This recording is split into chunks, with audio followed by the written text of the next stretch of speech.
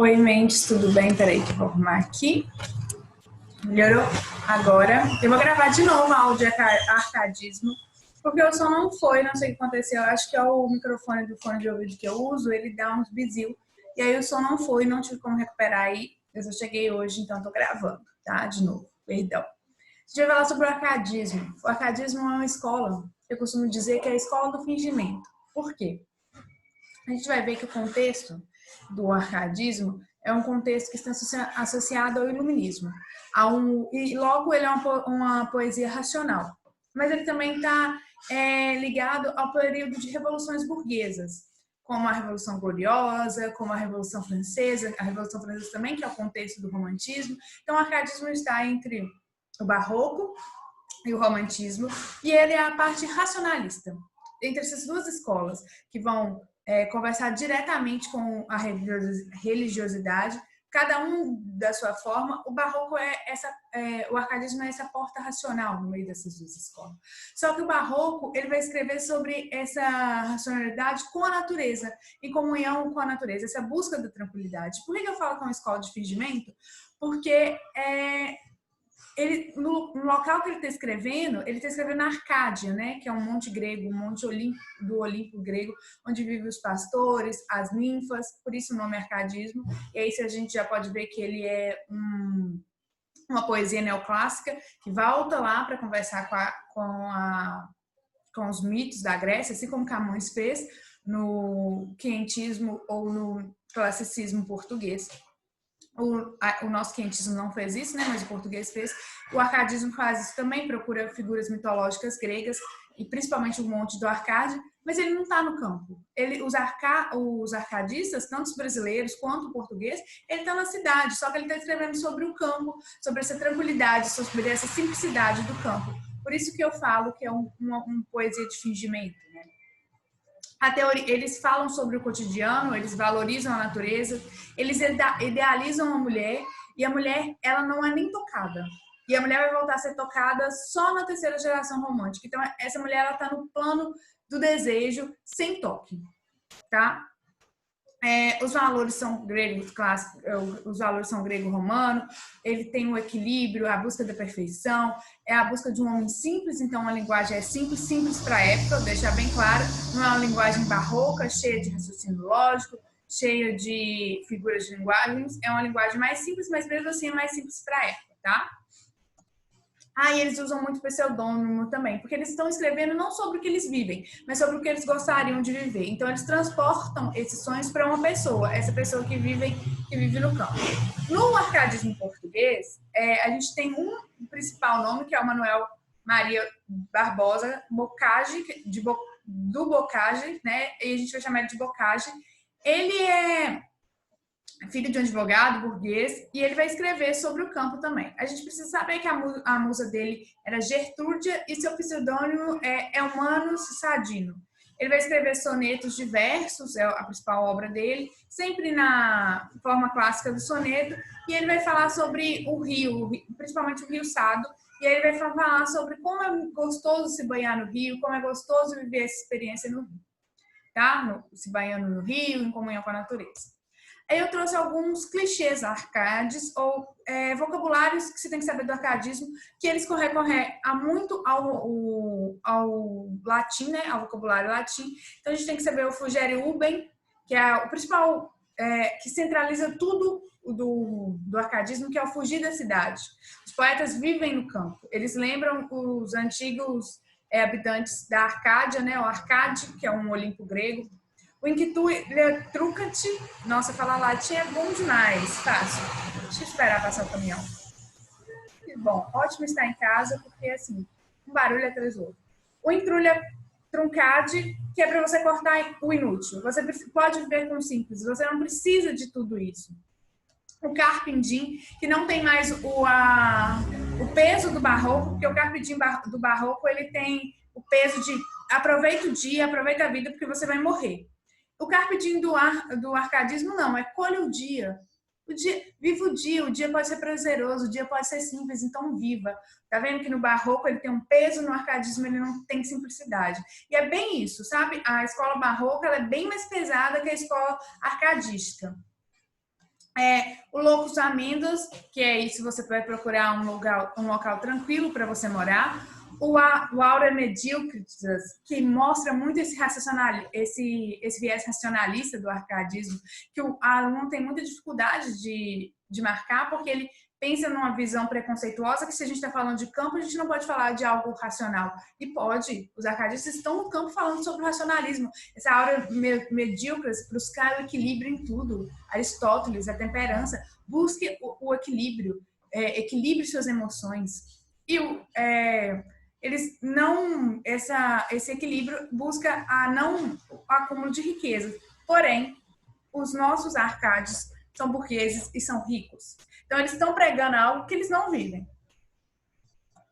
O arcadismo no Brasil. O arcadismo no Brasil é dividido em duas fases. A lírica, que é bucólica, né, de você ficar no campo, pensando, remoendo. Pastoril, são pastores que estão escrevendo, né? Os personagens, os pseudos deles são pastores que estão escrevendo sobre o encantamento deles daquela vida, e o amor galante, eles estão escrevendo para suas musas. A gente tem dois principais nomes, o Tomás Antônio de Gonzaga. Eles viveram aqui, né, aqui em Minas Gerais, em Vila Rica e Mariana, e aí, na época do ouro, e eles também são inconfidentes, eles estão junto com a Inconfidência Mineira. A maioria deles são exilados por causa disso. O Tomás até acaba de escrever seu livro Marília de Disseu, lá no exilamento, por isso que eles não se casam, porque Marília de Disseu vai contar esse romance e eles pretendem se casar. Marília é a noiva mesmo de Tomás, né? O Tomás usa o pseudônimo de Disseu. E aí, mas eles não chegam a se casar porque ele é mandado para a África, já que ele é um inconfidente. Então, ele é um burguês, sabe? Ele está escrevendo sobre o campo, mas ele é um burguês. Ele é um burguês das Minas de Ouro. O outro livro dele famoso, sem ser a Marília de Disseu, é As Cartas Chilenas, que ele vai fazer uma sátira com o pseudônimo de Critilo sobre o governo que acontecia aqui em Minas Gerais, o governo que acontecia em Vila Rica, mas ele vai falar que ele está escrevendo sobre o governo do Chile. Então, ele vai escrever várias cartas desse Critilo falando sobre como o governo do Chile é corrupto, quando o governo do Chile não faz nada para a sociedade, mas, na verdade, ele está falando sobre o governo de Vila Rica. A musa dele é Marília. Ele escreve sonetos de amor, falando como é bom viver no campo, bem bucólico, porque Marília, pedindo para Marília se entregar a ele, nesse de colher o dia, de aproveitar o dia, de aproveitar aquele momento que eles estão vivendo, mas não acontece essa entrega, tá? Porque o amor é idealizado, a mulher é longe no arcadismo. E ele é exilado, ele é um inconfidente também. A gente tem um outro lírico importante, que é o Cláudio Manuel da Costa. Ele vai ter o soneto... as duas principais publicações dele é a obra poética, que vai abrir o arcadismo no Brasil, em 1768, e os sonetos de Vila Rica, que também é uma obra importante dele. É ele que cai normalmente no Enem, o Cláudio Manuel da Costa. O pseudônimo dele é Glauceste Saturno, bem recuperando os romanos, e a musa dele é Nise. Então ele também vai escrever para Nise, ele vai contar como é bom viver no campo, ele vai juntar a sua dor com a dor da natureza, e aí é sobre isso que os líricos vão escrever. Agora, a fase épica não cai tanto assim em provas, que normalmente cai mais a fase lírica, mas eu gosto de trazer a fase épica, porque a fase épica é um pezinho no romantismo, já que eles vão escrever epopeias sobre os indígenas. A gente vai ter o Guarani, o Uruguai, quer dizer, o Uruguai, que é o Brasília da Gama, e o Santa Rita Durão, que vai escrever o Caramuru, que virou filme na Globo, né?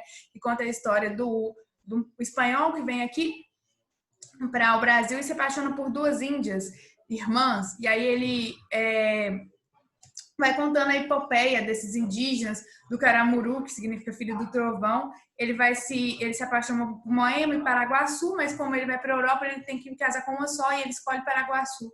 E Moema nada até morrer. E aí no romantismo a gente vai ter uma pintura de Moema na praia, depois de ter sido abandonada por Caramuru. Então, é a primeira vez que o índio aparece na epopeia, né? A epopeia, bem na história, bem no contexto da epopeia grega de um herói, é a primeira vez que a gente está pondo. Não tão idealizado como o romantismo, a gente ainda vai idealizar esse índio quando a gente lê o Rousseau e o mito do bom selvagem, a gente ainda vai idealizar esse índio. A gente ainda não idealizou. Mas ele já começa a ser, tanto é que duas irmãs disputam o mesmo homem, né? Ainda não é idealizado.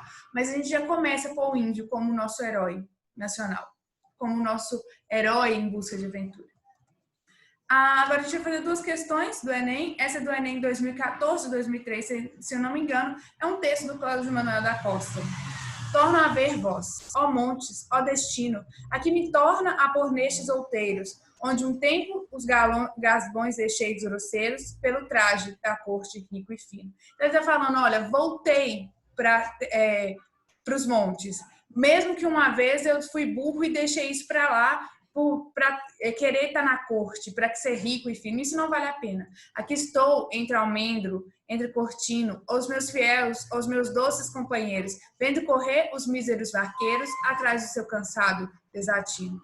Se bem dessa choupana pode tanto, que chega a ter mais preço e mais valia, que a cidade o lisonjeiro encanto, aqui descanse a louca fantasia. E o que até agora se tornava pranto, se converta em afetos de alegria. Ele está falando, olha, eu voltei da corte, eu larguei esse campo para viver na corte e isso é tudo uma ilusão. Aqui, eu cheguei chorando, mas aqui todo o afeto se conforma, se vira alegria, tá vendo? É na natureza que ele encontra paz, é na natureza que ele encontra tranquilidade. Essa questão é mais de gramática, né? Por isso que ela foi considerada difícil, que está falando sobre a opção que apresenta o verso de sonetos de Cláudio Manuel da Costa, em que o poeta se dirige ao seu interlocutor. Então, quando ele chama um interlocutor para o poema, a letra A torna-se a ver vós, ó montes, ó destinos.